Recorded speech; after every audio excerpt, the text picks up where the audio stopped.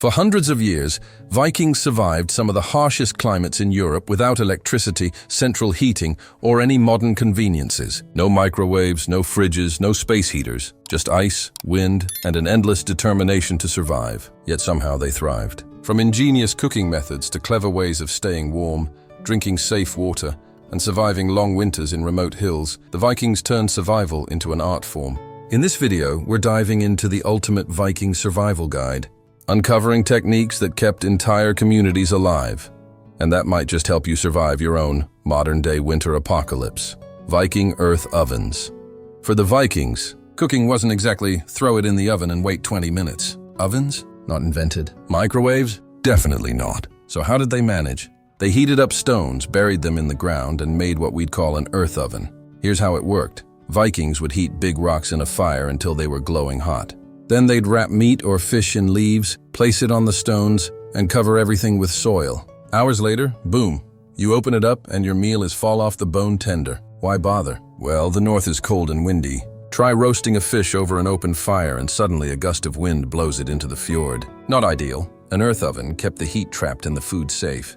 Basically, this was the Viking version of a slow cooker. Low effort, smoky flavor, and no risk of losing your dinner to the storm. Preserving food the Viking way. If you think your fridge is important, imagine being a Viking. No electricity, no ice machine, and the only cooling system was the North Sea breeze. So how did they keep food from going bad? The answer, drying, smoking, and salting. Fish was the Vikings' best friend. They'd hang cod or herring on wooden racks, letting the icy wind turn it into rock-hard stockfish. It wasn't exactly gourmet, but it could last for months, even years. Add a little seawater brine or smoke it over a fire and boom, you've got Viking-style meal prep. Why was this so important? Because winters in Scandinavia weren't cozy snow globe winters. They were you won't see fresh food for half a year winters. Preserved fish and meat kept the whole village alive when hunting and farming were impossible. So yeah, if you were a Viking, dried cod was basically your version of instant ramen. Cheap, reliable, and maybe a little depressing after the 200th meal. Staying warm in the Viking Age. Forget cozy central heating. For Vikings, warmth came down to one thing, the fire, in the middle of the longhouse.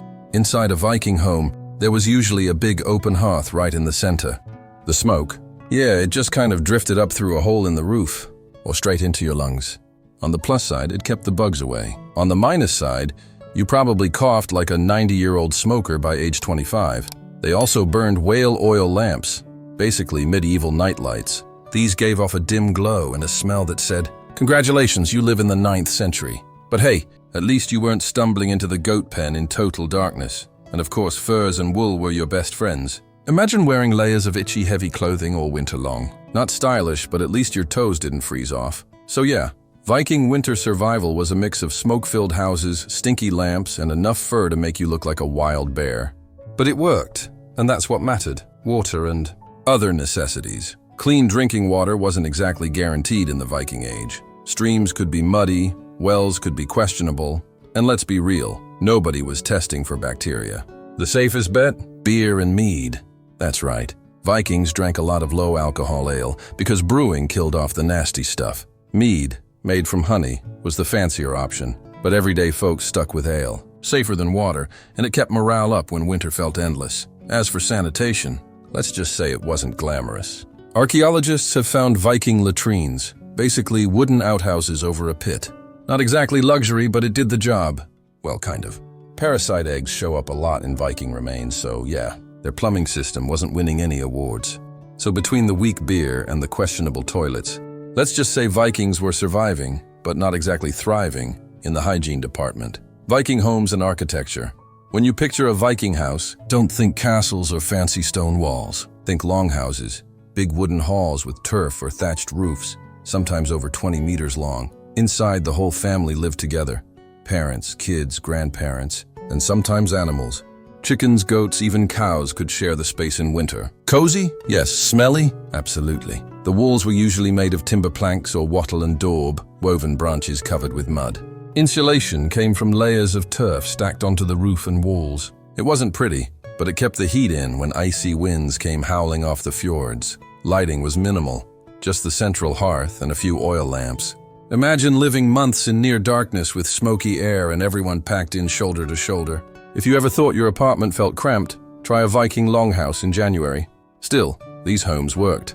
They were warm enough, sturdy enough, and they gave the Vikings a place to gather, eat, and plan their next raid. Viking work and tools. Daily Viking life wasn't all raiding and sailing. Most of it was plain hard work. Farming, fishing, building boats, repairing gear. That was the real Viking grind. Their tools were simple but effective. Axes weren't just for battle. They were everyday essentials for chopping wood, building houses, and carving ships. A Viking without an axe was basically useless. They also used iron knives, sickles, and wooden plows for farming. And while their tech wasn't flashy, it got the job done. These tools built longships that could cross the open sea, arguably the best technology of their time. Even blacksmithing was huge. A village blacksmith was basically the local tech genius, forging nails, tools, and weapons. Without him, no farms, no ships, no raids. So yeah, when they weren't sailing to raid, Vikings were hustling hard with their hands, farming, fishing, forging. It wasn't glamorous, but it kept the whole community alive. Viking medicine and healing.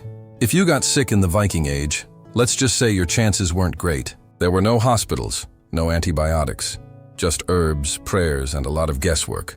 Vikings used plants like garlic, yarrow, and angelica for wounds and infections. Some of these actually helped. Others were more like placebo with extra leaves. Honey was also used as an antiseptic, which, to be fair, wasn't a bad idea at all. But medicine wasn't just physical, it was spiritual too. Healers, sometimes women called vulvas, mixed herbal remedies with rituals, charms, and runes. If the herbs didn't cure you, maybe the gods would. Broken bones, set them with splints and hope.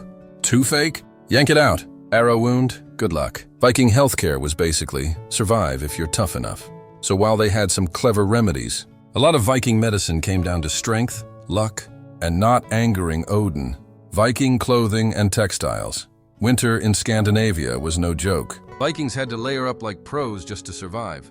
Wool, linen, and fur were their armor against the cold. Wool tunics, trousers, and cloaks kept the body warm, even when damp. Layering was key, under tunic, over tunic, cloak on top, and maybe a fur pelts draped over shoulders for extra insulation. Socks? Definitely wool. Shoes? Thick leather. Gloves? If you were lucky. Fur wasn't just for warmth, it was status too. The bigger the fur, the more intimidating and warmer you looked. Viking warriors often wore animal pelts over their shoulders, both to look epic and to survive the icy winds. And don't forget the hats and hoods. Wool caps or fur-lined hoods protected ears and heads, which in freezing temperatures could mean the difference between life and frostbite. Basically, Vikings were walking insulation units, layered head to toe. Fashion, maybe secondary. Survival? Absolutely first priority. Viking shepherd survival hacks. Not all Vikings lived in longhouses. Some spent months on icy hillsides, tending sheep and goats far from any village. These were the true masters of survival. Viking shepherds. Body heat nesting. When it was freezing, shepherds slept with their animals.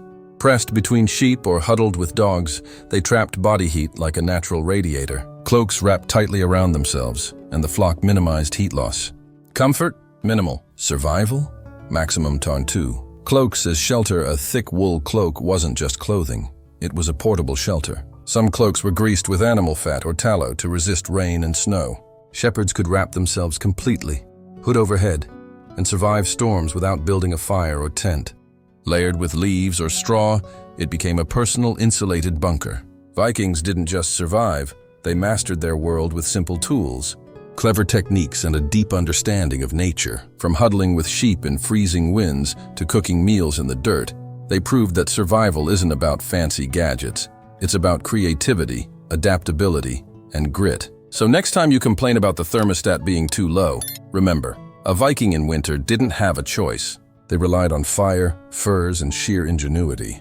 Could you survive like a Viking? Maybe it's time to find out.